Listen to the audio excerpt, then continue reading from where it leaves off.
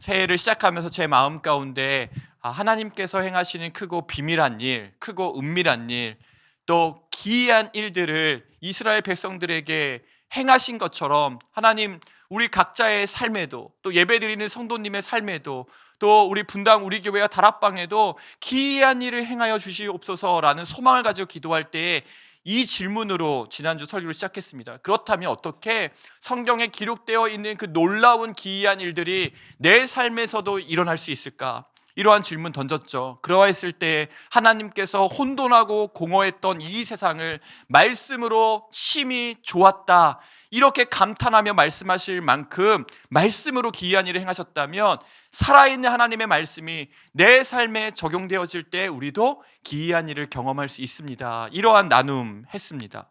오늘은 오늘을 사는 스토리텔러라는 제목으로 말씀을 전할 텐데요. 저희 첫째가 이제 6학년이 되니까 갑자기 생각지도 못했던 진지한 질문을 할 때가 있습니다. 아주 가끔이요. 네, 이런 질문을 했어요. 아빠, 하나님은 모든 사람이 구원을 얻길 바라시죠? 그렇지. 그럼 믿지 않는 사람들 눈앞에 짠 하고 나타나시면 더 많은 사람이 믿을 텐데 왜 하나님은 나타나지 않으시나요? 이렇게 묻는 거예요. 야, 이 녀석이 지금 뭐가 되려고 이런 질문을 하나. 그래서 막 주저리 막 이렇게 설명을 해줬습니다. 네, 결론은 와, 우리 아빠 멋있다, 이 대답 들었습니다. 그런데 이렇게 질문을 했을 때 제 고민이, 이제 우리가 여러 가지로 답할 수 있잖아요. 이 질문은 한 예지만 여러 가지로 우리 손주들이, 또 자녀들이, 아니면 이웃의 어떤 형제 자매들이 신앙에 대해서 어떠한 질문을 했을 때 우리가 여러 가지 대답할 수 있잖아요. 제일 힘들 때 나도 몰라, 목사님께 물어봐, 이럴 수도 있고, 그냥 따지지도 말고 그냥 믿기만 해, 이럴 수도 있고요. 그죠? 그리고 아니면 성경 찾아보자 하고 성경 구절 들려줄 수도 있는데, 당연히 모든 질문에 대한 답은 어디에서 찾아야 됩니까? 말씀의 근거를 내야 되죠. 그런데 말씀의 근거를 내는데 어떠한 말씀이 살아있게 전달이 될까? 그것은 나의 복음의 언어로, 내 삶을 이 말씀이 관통해서 나에게 생생한 말씀으로 전하는 스토리텔러가 내가 됐을 때에 그 답에 힘이 있지 않겠습니까? 예전에 제가 주일학교를 섬길 때 한 청년 교사가 이러한 질문을 했어요. 목사님, 하나님이 정말 나를 사랑하신다는 것을 어떻게 경험할 수 있나요? 보이지 않는 하나님이 나를 정말 이렇게 사랑하신다는 걸 우리가 어떻게 느낄 수 있죠? 또 예수님과 인격적으로 교제한다고 하는데 예수님께서 인격적으로 교제한다는 것이 어떠한 의미인가요? 이러한 질문을 했습니다. 이 성경에 기록되어 있는 하나님은 나를 사랑하신다라는 사실을 몰라서 질문한 건 아니죠.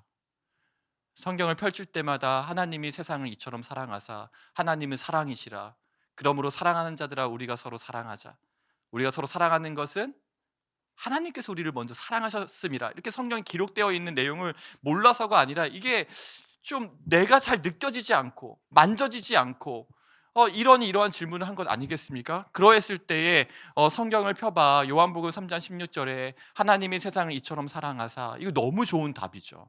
성경으로, 성경의 근거를 두고 답변하는 것은 성경 자체에 힘이 있음을 우리는 너무나 잘 알고 있습니다. 그런데요, 그 청년의 질문은 어떤 것이었습니까? 몰라서 질문한 게 아니죠. 느껴지지 않으니까. 그러했을 때에 제 마음 가운데 우리 좀 이 스토리텔러가 정말 바로 어제 내가 경험한 하나님의 사랑을, 나도 그러한 고민이 있었는데 내가 어제 하나님의 사랑을 정말 손으로 만지듯이 경험했어라고 들려준다면, 나도 그러한 고민이 있었는데 오늘 아침에 선생님을 만나기 전에, 너를 만나기 전에 오늘 아침에 정말 하나님의 사랑이 눈에 보이는 것처럼 살아서 나에게 다가왔어, 이렇게 말해줄 수 있다면요. 제가 이걸 스토리텔러로 표현한 겁니다. 예능 프로그램을 보다 보면 이렇게 토크쇼를 할 때가 있잖아요. 그러면 이제 출연한 연예인들이 이제 에피소드를 이렇게 이야기를 하는 프로였어요. 막 재밌게 이야기하고. 그런데 이러한 TV에 출연한 이들을 보면 두 종류의 스토리텔러가 있더라고요. 첫 번째 스토리텔러는 뭐냐면 과거의 이야기를 정말 생생하게 마치 오늘 경험한 것처럼 따끈따끈하게 요리해서 너무나 감칠맛 나게 이야기하는 겁니다. 막 박장대소를 하고 웃죠. 그런데 이 이야기는 언제의 이야기입니까? 과거의 이야기예요. 또 한 종류의 스토리텔러는 어떠한 스토리텔러가 있습니까? 제가 여기서 처음 이야기하는 건데요, 이런 스토리텔러가 제가 여기서 처음 이야기하는 거예요. 어디서도 이야기해보지 않았던. 왜요? 방금 경험하고 오늘 이 녹화하기 직전에 경험하고 이번 주에 경험하고 바로 어제 경험하니까 이전에 있었던 일이 아니라 오늘 방금 경험한 일을 여기가 처음 이야기하는 거라고. 이런 두 종류의 스토리텔러가 있습니다. 성경의 스토리텔러 중에 대가인 바울을 보면 이 두 종류의 스토리텔러가 합쳐져 있습니다. 기가 막힙니다. 과거의 이야기, 내가 다메섹으로 가는 도중에 내가 하나님께 원수되었던 자였으나 다메섹으로 가는 도중에 나를 만나신 그 예수 그리스도를 얼마나 생생하게 복음을 증거할 때 전하는지 모릅니다. 그런데 이렇게만 있으면 반쪽입니다. 바울은 나는 날마다 주노라. 오늘의 이야기, 오늘의 생생한 말씀, 그래서 오늘의 기쁜 소식, 오늘의 예수 그리스도, 오늘 내가 만난 예수 그리스도를 생생하게 전하는 스토리텔러였습니다. 여호수아 말씀을 보면서 우리가 정말 이렇게 생생하게 오늘 내가 경험한 하나님을 복음의 언어로 전하는 스토리텔러가 되었으면 좋겠다라는 것이 우리의 소망이라면 이러한 스토리텔러가 되는데 필요한 요소들은 무엇일까 살펴보고 한 가지 여호수아 말씀을 통해서 좀 답을 얻고자 합니다. 먼저 스토리텔러가 갖춰야 되는 요소는 첫 번째는 오늘이라는 상황이겠죠. 과거가 아니라 오늘이라는 상황입니다. 이건 우리 모두에게 지금 주어졌습니다. 물론 오늘이라는 상황과 환경은 각자에게 다 다른 모양으로 주어졌지만 먼저 오늘이라는 상황, 첫 번째 요소는 모두 갖추었습니다. 두 번째 요소는 뭐냐면 스토리텔러인 나 자신입니다. 그러니까 첫 번째 스토리텔러가 갖춰야 되는 세 가지 요소를 이야기하려고 하는데 그 중에 두 가지 요소는 첫 번째 오늘이라는 상황과 두 번째 스토리텔러인 나 자신은 하나님께서 모두에게 공통적으로 주신 겁니다. 그러니까 모두가 다 스토리텔러가 될 수 있는, 오늘 내가 만난 하나님, 내가 경험한 생생한 기이한 일들을 이야기하고 복음의 언어로 충만하게 대화할 수 있는 스토리텔러가 될 수 있는 자격을 모두 다 갖추고 있습니다. 세 번째가 뭘까요? 제가 여호수아 3장 말씀을 좀 본문으로 해서 말씀을 나누고자 하는데요, 여호수아와 또 제사장들 그리고 이스라엘 백성들에게 오늘이라는 상황이 주어졌습니다. 그 오늘의 상황은 어떤 것이었냐면 요단강이 눈앞에 펼쳐진 상황입니다. 그리고 두 번째, 스토리텔러의 두 번째 요소인 나 자신도 있습니다. 네, 여호수아도 서 있고 이스라엘 백성도 있고 그리고 언약궤를 맨 제사장들도 있습니다. 첫 번째, 두 번째는 모양은 다르지만 우리 모두가 갖춘 것입니다. 그럼 세 번째가 무엇일까요? 그들이 정말 놀라운 이야기를 이제 들려줍니다. 하나님께서 범람하는 요단강을 마른 땅처럼 건너게 하셨다. 이 이야기를 들려주잖아요. 그러면 이 이야기를 들려주는 걸 우리도 소망하는 거잖아요. 오늘이라는 상황이 있고 그 상황에서 나도 이 여호수아가 놀라운 일을 경험한 그 이야기를 하는 스토리텔러가 되기를 원하는데 이 사이에 있었던 일이 바로 그 요소라는 거죠. 세 번째 요소입니다. 중요한 것은요, 현재의 스토리텔러는 과거의 경험만으로 이야기를 쓸 수 없다라는 것입니다. 이게 무슨 이야기냐면 요단강 앞에 있어요. 머릿속에 수많은 이야기들이, 기이한 일들을 행하셨던 이야기들이 막 떠오릅니다. 어떠한 이야기가 있을까요? 지팡이를 들었더니 홍해가 갈라지더라. 유월절 어린 양의 피를 문설주에 발랐더니 죽음의 사자가 그냥 유월하더라, 지나가더라. 10가지 재앙을 내리셨던 일, 광야에서 매일마다 만나를 먹이셨던 일, 불기둥과 구름기둥으로 그 광야의 흑암의 어두움을 지나게 하신 일, 놀라운 이야기들이 머릿속에 맴듭니다. 그런데 중요한 건 오늘 상황에 하나도 적용이 안 됩니다. 지팡이를 들었는데 요단강이, 물론 이건 상상의 이야기입니다. 지팡이를 들었는데 요단강이 계속 범람하고 있습니다. 유월절 어린 양의 피를 강가에 바른다고 해서 요단강이 마르겠습니까? 과거의 놀라운 기이한 일들이 오늘 나에게 주어진 상황에 적용되지 않을 때 우리는 앞이 캄캄해지는 것 같습니다. 분명히 하나님이 그때 나의 기적을 행하시고 놀라운 은혜를 주셨는데 왜 오늘 적용이 안 될까? 사랑하는 여러분, 세 번째 요소는 바로 이것입니다. 오늘의 말씀입니다. 홍해를 건너게 하신 것도 너무나 놀라운 말씀이었습니다. 홍해를 건너라. 유월절 어린 양의 그 피를 바른 그 사건도 너무나 여러분 놀라운 사건이지 않았습니까? 그 말씀하신 하나님은 여전히 살아계시고 그 하나님은 여전히 일하시는 분인데 그 놀라운 스토리는 벌써 과거가 되었습니다. 이제 지팡이를 들어도 요단강은 움직이지 않습니다. 이제 유월절 어린 양 100마리 수천 마리를 잡아서 피를 물가에 발라도 여러분 요단강은 마르지 않습니다. 어제의 말씀에 놀라운 은혜가 폭포수처럼 내려졌지만 오늘 상황에는 하나님께서 오늘 주시는 말씀이 필요한 것입니다. 그 말씀이 무엇입니까? 언약궤름의 제사장들아 요단강 건너라. 그 말씀에 순종해서 발을 내딛었을 때 지팡이를 든 것도 아니고 과거의 경험처럼요, 유월절 어린 양의 피를 바른 것도 아니고 과거의 그 영광스러운 경험처럼요, 은혜의 순간처럼요, 그렇게 하지 않고 오늘 주신 말씀을 듣고 이게 안 들리는 게 힘든 겁니다.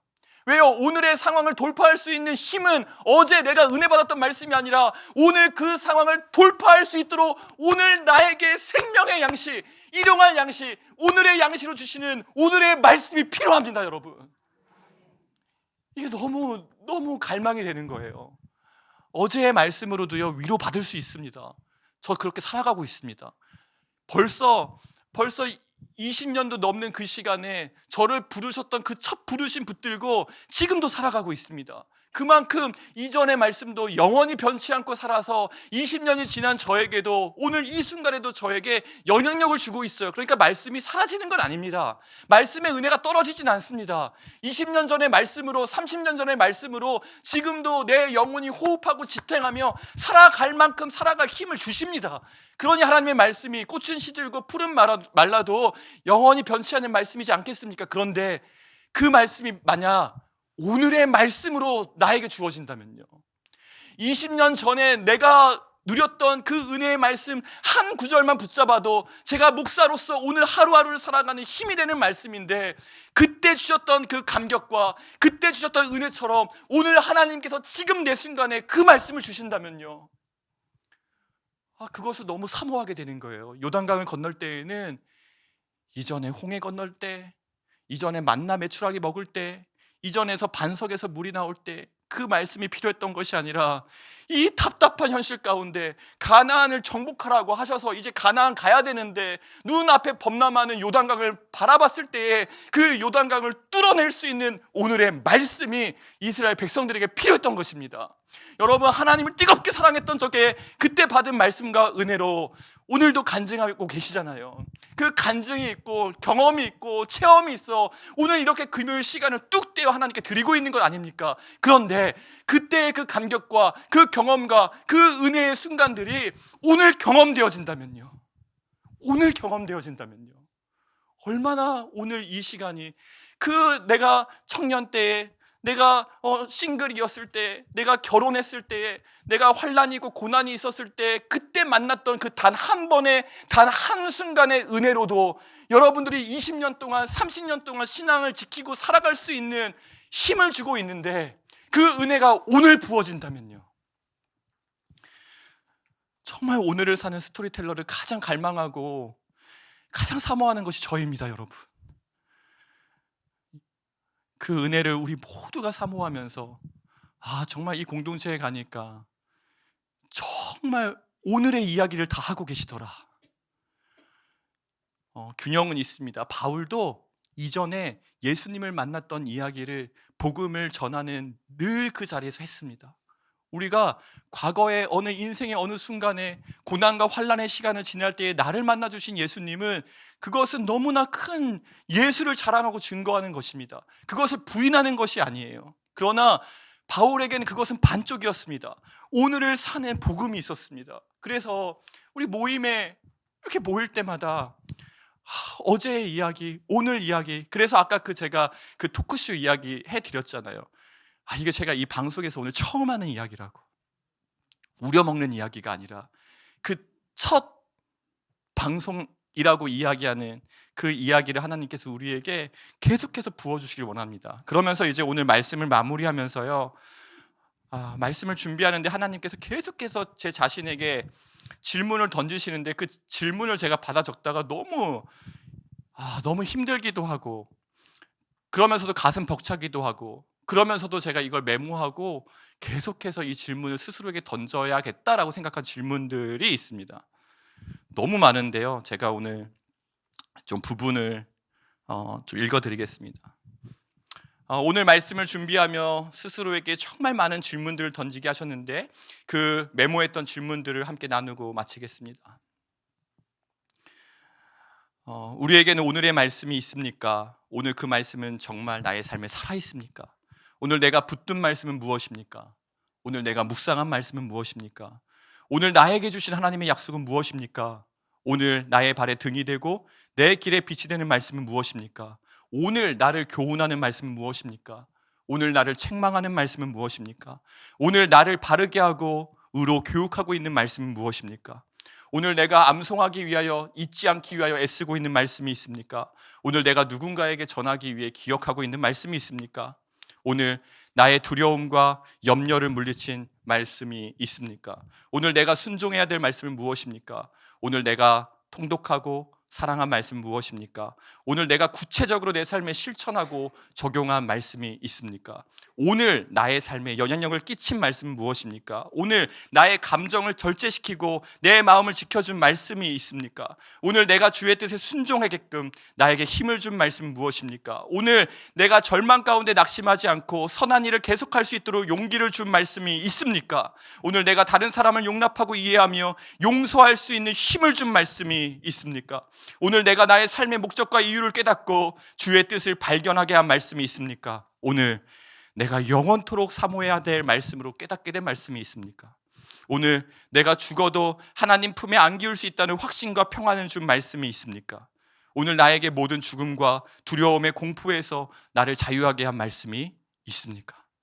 오늘 내가 죽기까지 순종하고 평생에 붙들어야 하겠다고 다짐한 말씀이 있습니까?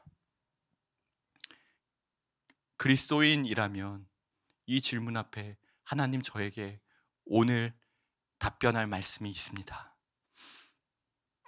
이렇게 고백할 수 없다면 우리는 다른 어떠한 것으로도 부끄러워하지 않아도 되지만, 다른 어떠한 것으로도 위축되지 않아도 되지만, 만약 여기에 대답할 말이 없다면 오늘 우리는 정말 목마른 사슴이 시냇물을 찾기에 갈급함같이 주님 저에게 오늘의 양식, 오늘의 말씀을 주시옵소서. 오늘 내가 붙들고 내가 소망을 품고 내가 오늘 하루를 살아갈 힘을 주는 그 말씀을 달라고 정말 목마른 사슴처럼 시냇물을 찾기에 갈급함같이 그러한 마음으로 주님을 간구하는 우리 모두가 되기를 주님의 이름으로 축복합니다.